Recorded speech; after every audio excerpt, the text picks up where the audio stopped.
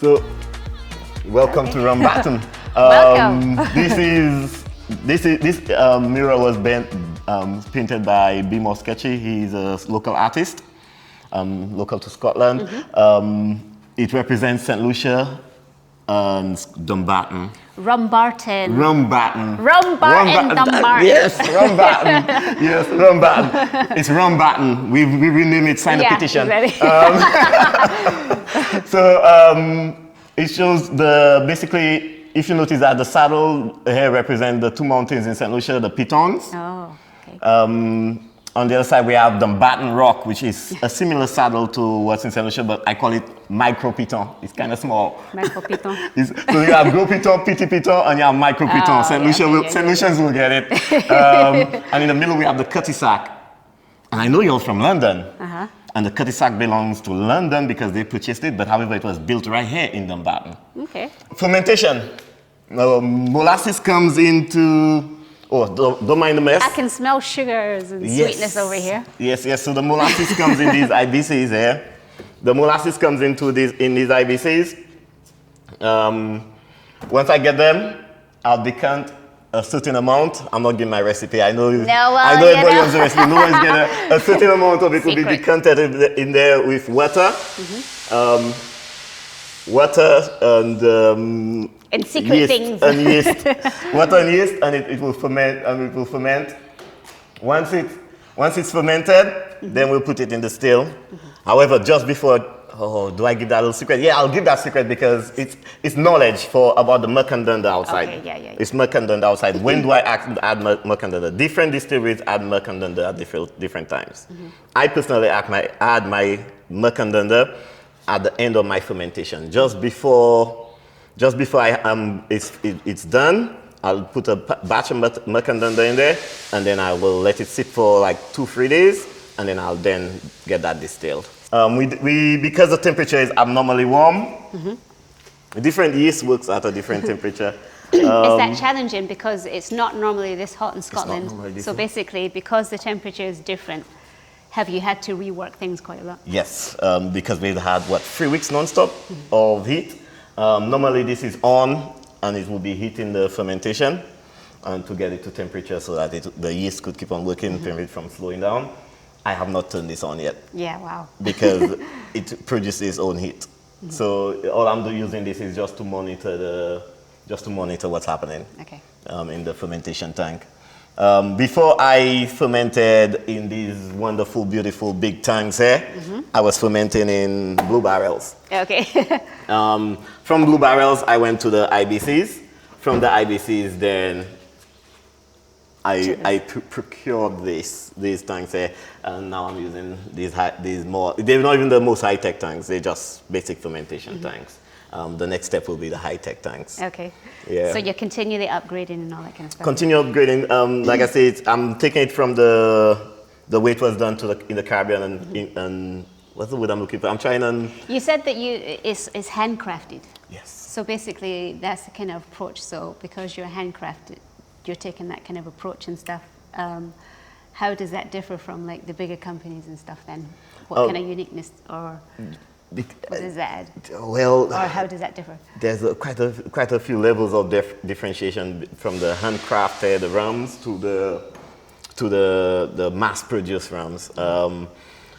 It has a lot of human involvement in a handcrafted rum.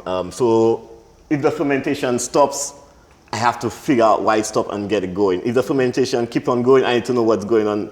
There's loads of measurements that I have to personally get in to do and to control and to make sure that everything is at the right level.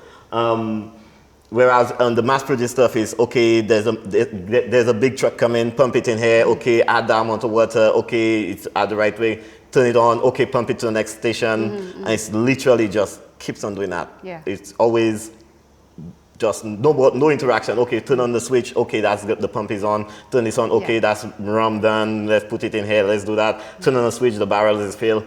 There's no love and energy. There's no love, no energy, and you just get. There's no uniqueness in every barrel.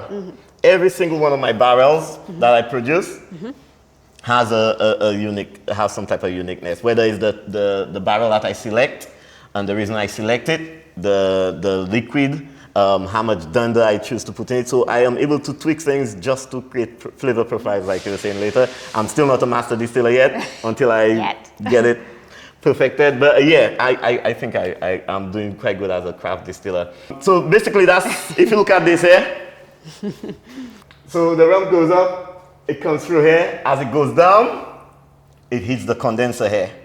Once it hits the condenser, water is circulating around, but the rum is going through the middle.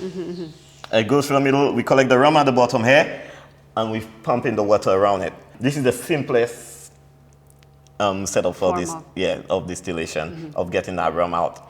In the Caribbean, we don't let anything go to waste. Especially, imagine you're an enslaved person, you're just coming out of a hard time. Nothing goes to waste, not the bamboo, not the gourd, everything got to get used. That's the reason why we use muck and dunder. Another thing I do is I recirculate the water. If I just pump water through this and then let it out, it will just drain out. However, I collect 1,000 liters of water. I keep it as cool as possible. Scotland is normally cool. And then all I do is just pump it through a radiator. The radiator cools down that water, and I pump it back in through the...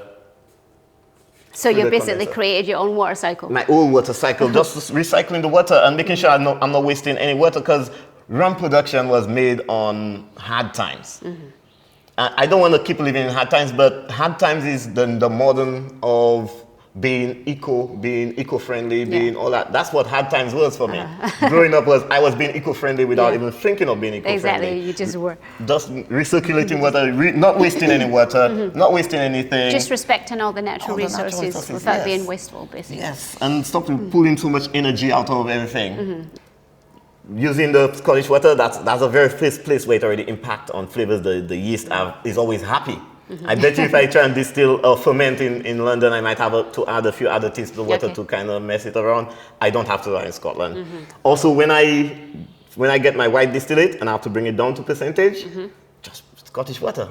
Scottish water from the tap, literally from the tap, but just run through a reverse osmosis system like I do, just to get the water more balanced, neutral, and that's it. There is nothing else needed to add to the water or do to the water for it. And it just keeps the rum nice, crispy, clean, and smooth. It's smooth. It's different. It makes a difference. The Scottish water is a thing. It is a thing. It's a natural resource that we love and we respect. Because it's not contaminated.